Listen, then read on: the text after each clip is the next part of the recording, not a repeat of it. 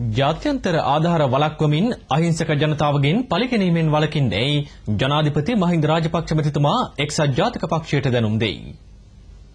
තමන්ගෙන් පලිගැනීම සඳහා එක්සත් ජාතික පක්ෂය අනුගමනය කරන ක්‍රියාමාර්ගයක් වී ඇත්තේ විදෙස් ආධාර වැළැක්වීම බව ජනාධිපතිතුමා කියා සිටී.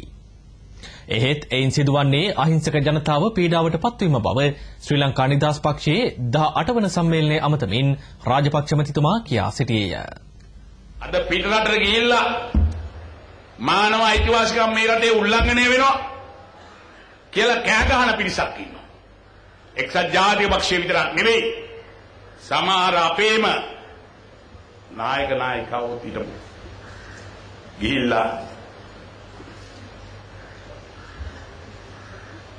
අපිට ලැබෙන ආධාර කපන්න.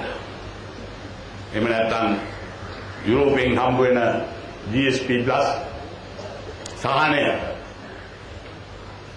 කපන්න කැන්වස් කරනවා. කාටද මේ? මට විරුද්ධව. මේ අපි ආණ්ඩුවට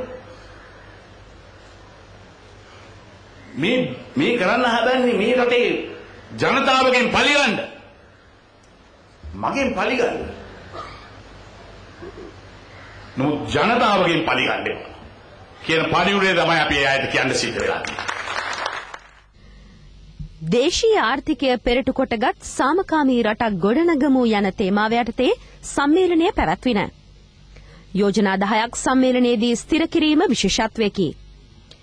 ජාත්‍යන්තරයට සහයෝගය පළ කිරීමේ යෝජනාව, සර්වපාක්ෂික සමුළු යෝජනාව, ජීවන වියදම් පහත හෙලා ජනතාවට සහන සැලසීමේ යෝජනාව, නැගෙනහිර පළාත් පාලන ඡන්දය හා සම්බන්ධ යෝජනාව සහ රණවිරුවන් සඳහා ගෞරවය පළ කිරීමේ විශේෂ යෝජනාවද මෙයට ඇතුළත්ව තිබින.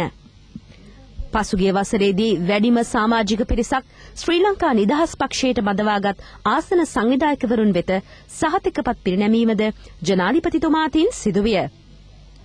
ආසන සංවිධායකවරු 14 දෙනෙක් මෙහිදී සහතිකපත් ලබාගත්හ.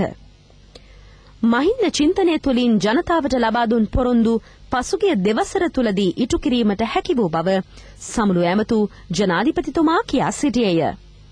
දේශපාලන පක්ෂ 27ක් එකතු වෙලා මාව ජනාධිපති කරනකොට අපි ජනතාවට කිව්වේ මොකක්ද?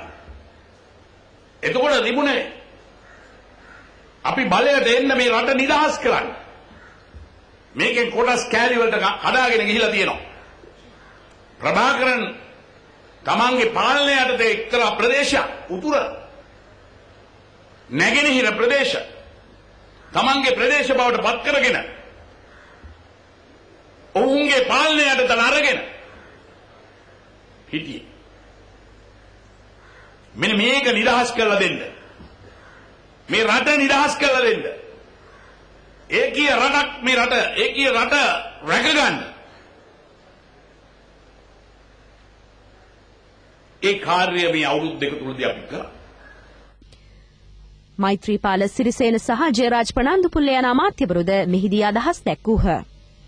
රජයට සහාය දක්වන දේශපාලන පක්ෂවල නියෝජිතයින් ඇතුළු ශ්‍රී ලංකා නිදහස් පක්ෂ ක්‍රියාකාරී වූ විශාල පිරිසක් සම්මේලනයට සහභාගී වූහ.